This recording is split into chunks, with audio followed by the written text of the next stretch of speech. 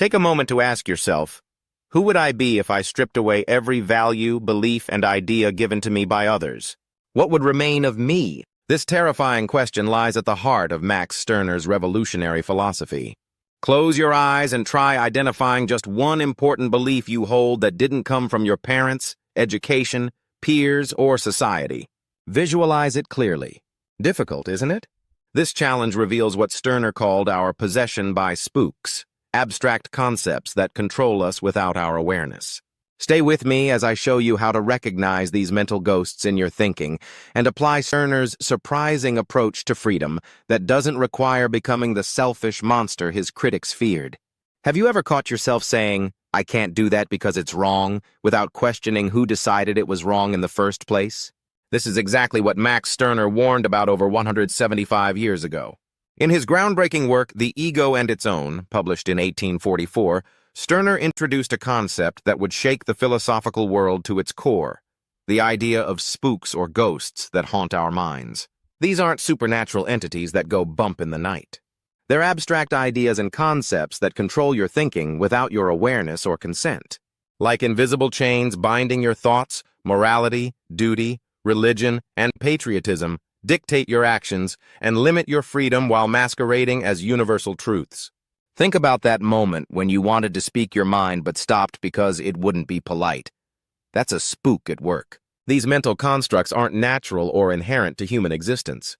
They're artificially implanted through education, religion, and social conditioning. From childhood, you've been taught to value these abstractions above your actual desires and needs.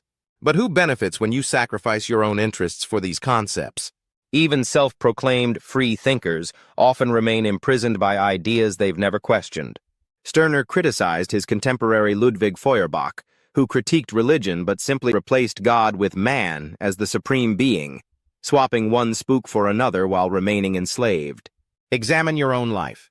How many choices stem from abstract concepts rather than your genuine desires?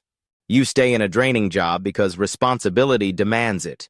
You maintain exhausting relationships because family comes first.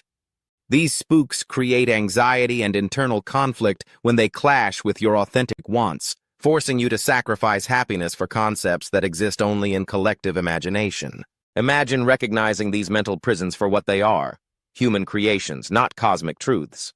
What if you understood that concepts like morality and social expectations aren't woven into reality but are inventions passed between generations? The abstract concepts we've been taught to value above ourselves are precisely the invisible prison bars that constrain your thinking without you realizing they exist. Those invisible prison bars weren't built overnight. They're the product of a sophisticated social engineering system that's been perfecting its techniques for centuries. When you look at the world through Stirner's eyes, you begin to see what he called the transition from the realistic ancient world to the idealistic modern one. But this wasn't progress toward freedom. Instead, it represented a profound shift from external chains to internal ones, a far more effective method of control. The Reformation, according to Stirner, intensified our mental enslavement rather than liberating humanity. It upgraded the control mechanisms, extending religious dominance into marriage and personal relationships. The ancient world controlled bodies, but the modern world conquered minds. Think about your early education. As you learned to read and write, your mind was simultaneously receiving an operating system installation, complete with values that would govern your choices for decades. Have you ever questioned where your deepest beliefs actually came from? Education systems prioritize abstract concepts over authentic desires, creating those internal conflicts we struggle with daily. Instead of developing what Stirner called sovereign characters, schools program children to fulfill predetermined societal roles, transforming unique individuals into interchangeable machine parts. Family structures install expectations about your role as a son, daughter, parent, or sibling. Religious institutions implant frameworks of sin and virtue that influence decision-making. Even democracy reinforces the idea that you should sacrifice immediate interests for abstract principles. When did you first notice these invisible programs shaping your choices? In today's world, this ghost factory operates with even greater sophistication. Social media and advertising create powerful new abstractions. brand loyalty, social status, and the pressure to present an idealized self. These modern spooks function exactly like traditional values, making you prioritize concepts over actual well-being. The system's brilliance lies in its evolution from external control to internal enforcement. Physical force creates resistance, but shame, guilt, and conscience serve as more efficient prison guards. Society has perfected a blueprint where inmates police themselves. That critical voice questioning your authentic desires wasn't born with you. It received a careful installation, like software running silently in the background of your consciousness. That carefully installed critical voice in your head didn't make you easier to control. It created the perfect storm for a philosophical revolution that would quietly shake the foundations of Western thought. While Stirner's name has been largely erased from mainstream philosophy courses, his radical ideas set off intellectual tremors that forced even history's most celebrated thinkers to respond. The threat Stirner posed was existential. He challenged the very concept of believing in abstractions at all. Karl Marx's reaction to Stirner reveals the seismic impact of his ideas. When Marx encountered the ego and its own, he was so profoundly disturbed that he dedicated over 300 pages in The German Ideology to dismantling Stirner's arguments. This massive rebuttal wasn't merely academic criticism, it represented intellectual panic as Marx struggled to protect his collectivist vision from Stirner's ruthless individualism. This confrontation actually forced Marx to develop and refine his materialist philosophy in response, fundamentally altering the trajectory of revolutionary thought. Friedrich Nietzsche's famous rejection of traditional morality bears striking parallels to Stirner's work. Though scholars debate whether Nietzsche directly read Stirner, both thinkers championed the individual's power to create values rather than inherit them, rejected moral absolutes, and celebrated self-creation beyond social constraints. Nietzsche's will to power echoes Stirner's concept of ownness in ways that suggest a profound connection. Stirner's concept of the creative nothing, the idea that individuals exist as limitless potential rather than fixed essences, anticipated existentialist philosophy decades before its formal development. Long before Sartre declared existence precedes essence, Stirner argued that humans are free to create themselves, resonating powerfully with existentialism's central themes. Individualist anarchists found in Stirner a philosophical foundation for rejecting state authority. Though his nuanced thinking was often reduced to simple anti-authoritarianism rather than his complex vision of authentic selfhood.